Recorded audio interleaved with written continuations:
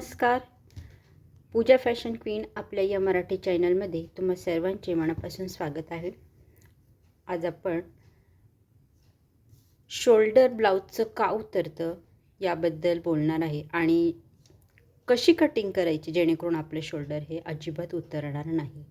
बऱ्याच जणांचा असा प्रॉब्लेम असतो, ब्लाऊज अगदी व्यवस्थित कटिंग करतात, शिवतात पण छान, परंतु हा प्रॉब्लेम त्यांचा काही कमी होत नाही की शोल्डर हे उतरतं पूर्ण ब्लाऊज शिवल्यानंतर. तर आता ब्लाऊजची कटिंग कशी करायची जेणेकरून आपलं हे शोल्डर उतरणार नाही. चला तर सुरुवात करूया. आता एक माप घ्यायचं आहे, म्हणून मी आता हे माप घेतलं आहे. मी तुम्हाला दाखवते मी काय माप घेतली आहे. हे पहा, शोल्डर मी 5.5 घेतलेलं आहे. त्यानंतर मुंडा हा 6चा घेतलेला आहे.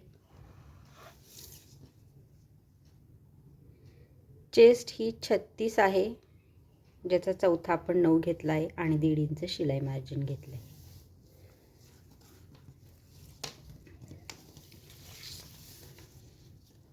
त्याच्यानंतर ही ब्लाऊजची उंची आहे, जी की तुम्ही आवडीनुसार घेणार आहे. 14 घेतलेली आहे.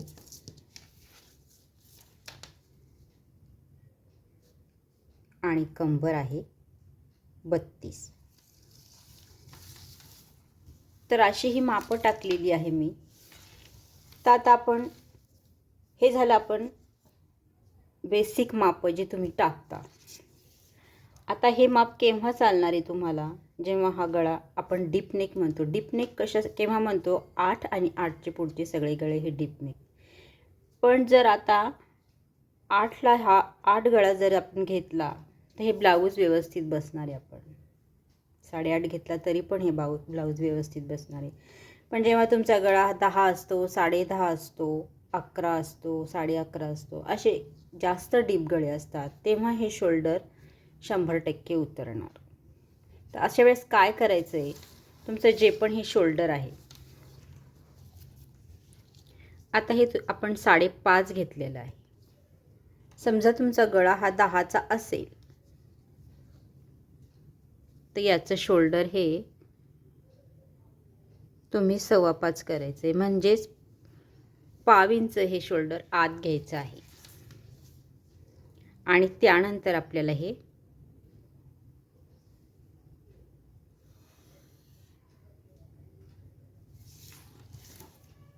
पाहू शकता, आपण 1/2 इंच शोल्डर आत घ्यायचं आपल्याला. आणि मग शोल्डरचं आपल्याला आत घेतल्यानंतर मुंड्याचा आकार इथून द्यायचा आहे. जर तुमचा गळा 10.5 11 असेल तर तुम्हाला त्याच्यात आणखीन 1/2 इंच हे आतमध्ये यायचं आहे. म्हणजे आता आपलं शोल्डर किती झालं, 5 इंच. पहिले किती होतं, 5.5 होतं. मग आपलं शोल्डर 5.5 होतं, तर ते आपण 8 8.5 9 यापर्यंत आपण इत्यादी ब्लाऊजचे गळे असणार, तर त्याला हे चालू शकतं. म्हणजे जसा जसा तुमचा गळा हा वाढतो तसं तसं तुमचं हे शोल्डर कमी होत असतं.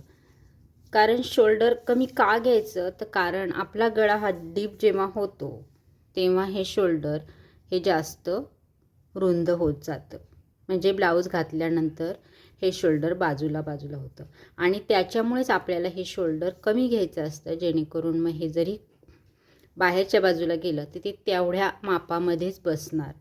मग तुम्ही जर हे शोल्डर जास्त घेतलं आणि गळा मोठा घेतला तर हे शोल्डर ॲटोमॅटिक खांद्याच्या आपल्या खाली जाणार आहे.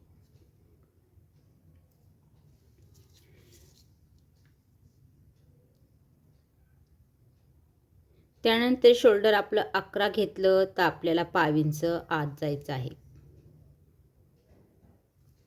हे पहा,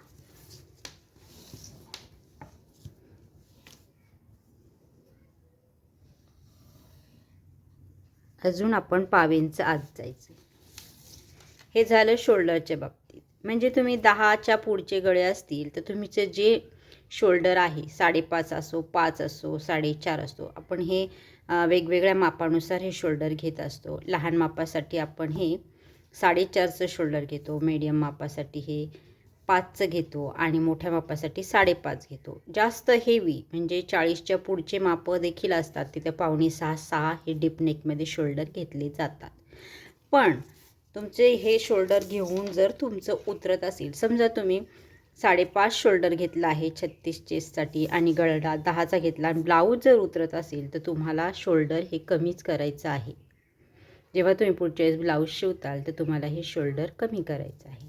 आणि फिटिंगमध्ये काय करायचं आहे, जेव्हा तुम्ही आता इथे शोल्डर कमी केलं 1/2 इंच, तर इथे सुद्धा फिटिंगला 1/2 इंच आतमध्ये आपल्याला फिटिंग द्यायची आहे. म्हणजे आता हे जे आपण 9 इंचाचं घेतलं होतं चेस्टचं माप 9 इंचावर टाकलं होतं, तर ते आपल्याला 8.25 इंचावर टाकायचं असतं. अशा पद्धतीने आपल्याला हे मापं, जसं शोल्डर आपलं कमी होतं तसं फिटिंगमध्ये सुद्धा 1/2 इंच आपल्याला आतमध्ये यावं लागतं. मग आता हे 11, 11.5 पर्यंत सुद्धा आपल्याला असेच 1/2 इंच आतमध्ये यायचं असतं. 5.5चं शोल्डर, आता काही वेळेस असंही होतं की माप सेम असतं, ते ब्लाऊज त्या व्यक्तीला व्यवस्थित बसतं, पण तेच ब्लाऊज त्याच मापाचं असेल एखादी दुसरी व्यक्ती, तर तिला ते व्यवस्थित बसत नाही. का तर मग शोल्डरचा प्रॉब्लेम येतो. कारण प्रत्येकाचं शोल्डर जरी माप सेम असलं तरी शोल्डरचं माप सेम असेलच असं नाही. त्याच्यामुळे एक ते शोल्डर मोजून घ्या, किंवा जेव्हा तुम्हाला असा प्रॉब्लेम येतो तेव्हा प्रत्येक वेळेस जेव्हा तुम्ही ब्लाऊज शिवता आणि हे ब्लाऊज गळत असेल त्याचं शोल्डर मोजून घ्या, जे पण तुम्हाला मापाला दिलेलं असतं ब्लाऊज, आणि त्या मापापेक्षा शोल्डर हे 1/2 इंच 1/2 इंच हे कमी घ्यायचं, जेणेकरून ब्लाऊज हे उतरणार नाही. ठीक आहे. आता दुसरा प्रॉब्लेम असा येतो बऱ्याच जणांना, हेच जास्त करून मोठ्या मापामध्ये हा प्रॉब्लेम येतो. जेव्हा माप मोठं असतं, गळा डीप असतो आणि शोल्डर कमी घेतलं जातं, डीप गळा असल्यामुळे ऑफकोर्स आपण शोल्डर हे कमी घेणार. तर मग जेव्हा इथे चेस्टचं इथे हे माप असतं, जेव्हा हे पहा, हे जे तिरकं माप घेतो आपण असं, इथे हे ओढल्यासारखं ब्लाऊज होतं, कारण आपण शोल्डर कमी घेतलेलं असतं. जेव्हा पहिलं बटन असते इथं ब्लाऊजचं, ते त्यापासून ते इथे जे तिरकं माप असतं ते इथे ही बाजू ओढल्यासारखी असते. बऱ्याच जणांना असं होतं आणि ते ओढल्यामुळं देखील शोल्डर हे इथे उतरतं, खाली इथे शोल्डर उतरतं. मग अशा वेळेस काय करायचं, जेव्हा आपण हा मुंड्याला जो आकार देतो, पहिला आकार आपण हा 1 इंचावर देतो आणि दुसरा 1.5 इंचावर देतो, तर त्यावेळेस काय करायचं आहे, हा पहिला आकार तुम्ही 1.5 इंचावर द्यायचा आहे आणि मागचा आकार हा 2.25 इंचावर द्यायचा आहे. हे त्यावेळेसच करायचं जेव्हा इथे ताणलं जातं, जेव्हा इथे खूप ताण येतो. हे पहा, मी तुम्हाला आता एक्झॅक्ट जागा दाखवते की कुठे ताण पडतो. हे पहा, इथे हे असं जास्त ओढलं जातं का, तर आपलं हे शोल्डर कमी झालेलं असतं. मग शोल्डर कमी झाल्यामुळं जसं जिथे आपण हे शोल्डर संपतं तिथेच आपण ही मुंड्याची रेषा आखतो आणि इथे आकार देतो. तर मग हा आकार जर आपण 1.5 इंचावर दिला पुढचा आणि मागचा 2.25 इंचावर दिला, तर 1/2 इंच हा आकार वाढतो आणि ॲटोमॅटिक इथलचा ताण हा कमी होतो आणि शोल्डर पण उतरत नाही आणि व्यवस्थित बसतं ब्लाऊज. तर आता हे केव्हा, जेव्हा असा प्रॉब्लेम येतो तेव्हाच हे करायचं आहे. आता तुम्ही जर दुसरा प्रश्न आता असा असेल की आता ब्लाऊज शिवलंय आणि ते गळतंय, मग काय करायचं आहे, हो की नाही. शोल्डर उतरतं, ब्लाऊज तर शिवून झाले, मग अशा वेळेस आपण काय करायचं आहे, तर मी अशा 2-3 ट्रिक्स सांगणार आहे जेणेकरून तुमचं ब्लाऊज हे उतरणार. पहिली ट्रिक आहे, तुम्हाला इथे नॉड लावायची आहे, जेणेकरून तुमचं ब्लाऊज उतरणार नाही. दुसरं असतं की आता बऱ्याच जणांना नॉड आवडत नाही, मग अशा वेळेस काय करायचं, आता हे आपण हे लूप बनवलेले आहे, ते इथे आपण हाताने लूप बनवायचं आहे. हे पहा, पुढे 1/2 इंच जितकं आपल्याला जास्त हे होतं आहे, किती आपल्याला लूज होतं इथे, त्याप्रमाणे इथे आपल्याला हाताने जे आळीसारखं लूप करता येतं पहा, ते हाताने इथे लूप बनवायचं आहे, जेणेकरून आपलं हे जे माप आहे हे इथं आल्यानंतर ॲटोमॅटिक इथं फिटिंग येणार आहे शोल्डरची. हे पाहू शकता. इथे जर शोल्डरची आपण हे पुढे जर लूप केलं तर शोल्डरची फिटिंग ॲटोमॅटिक इथं येणार आहे. कारण इथं जेव्हा आपण शिवतो त्यावेळेस आधीच पावींचा तिरका कट द्यायचा असतो आपल्याला आणि मग शिवायचं असतं. ते करूनही जर असा प्रॉब्लेम आला शिवल्यानंतर तर तुम्हाला हा एकच पर्याय असतो, कारण मग इथे तुम्हाला परत टिप मारले तर ते खूप विचित्र दिसतं आणि जास्त इथे टिप मारली तर हे तिरकं होईन, इथं ना फुगा यायला लागतो या बाजूला, मग ते खूप विचित्र दिसतं. म्हणून त्यापेक्षा तुम्ही इथे लूप करा एक आणि हे लूप इथे लावले तर ॲटोमॅटिक इथं सुद्धा फिटिंग येते. हे झालं.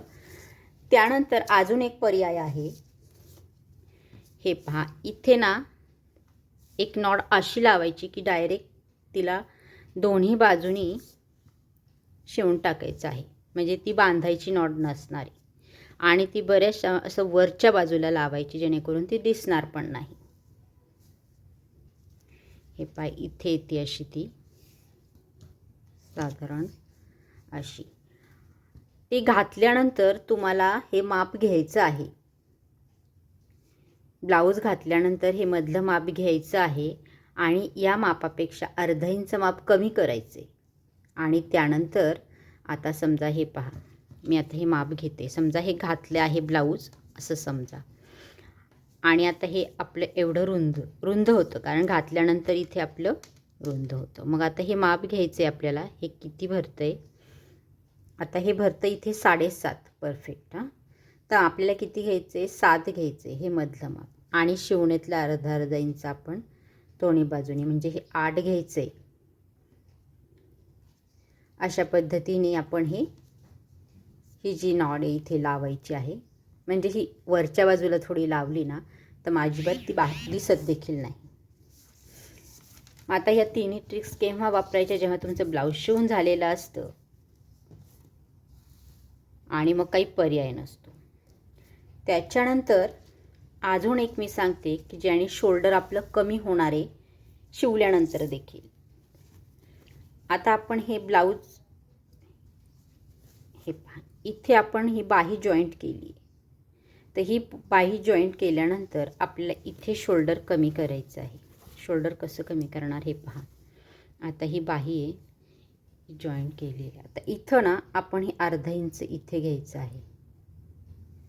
हे पहा, अर्धा इंच अलीकडे घ्यायची. आता ही झाली आपली टीप बाहीची, तर ती आतमध्ये घेऊन अशी बरोबर इथून अशी तिरकी टीप द्यायची आहे.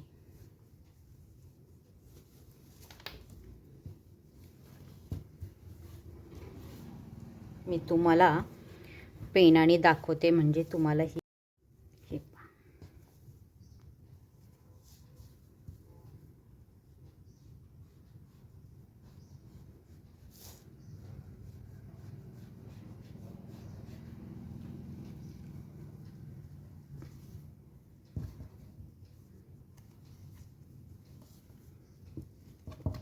आता तुमच्या या ब्लाऊज जसं आपण हे बाही जॉईन केली त्याच्या पुढं अर्धा इंच, पाव इंच सगळ्या बाजूनी हे पहा असं करून घ्यायचं आहे आणि इथे टीप मारून घ्यायची आणि इथे खालच्या बाजूला इथे आहे इथे जॉईंट करायची. हे कमी कमी करत यायचं आहे, याला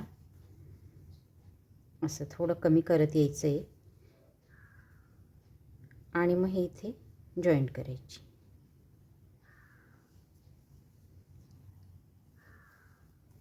याने काय होणार आहे, आपलं शोल्डर कमी होणार आहे. फक्त याच्यात बाही थोडी छोटी होईल, अर्धा इंचानी बाहीचं माप हे कमी पडेल. पण ह्या ट्रिकनी सुद्धा तुमचं ब्लाऊज हे गळणं कमी होतं, कारण शोल्डर हे आत जातं. तर आता तुमच्या हे लक्षात आलं असेल की कसं गळ्याचं माप जसं वाढतं तसं हे शोल्डर कमी कसं होतं आणि मग आपण काय करायचं जेणेकरून हे ब्लाऊज गळणार नाही. आता हे माप जे घेतले मी 5.5 आणि 6, हे पाहू शकता तुम्ही. 9 इंचाचा गळा असेल तर हे माप बसेल परफेक्ट. तेच जर 9.5 असेल तरी देखील बसेल, पण 10 असेल तर हे ब्लाऊज गळेल.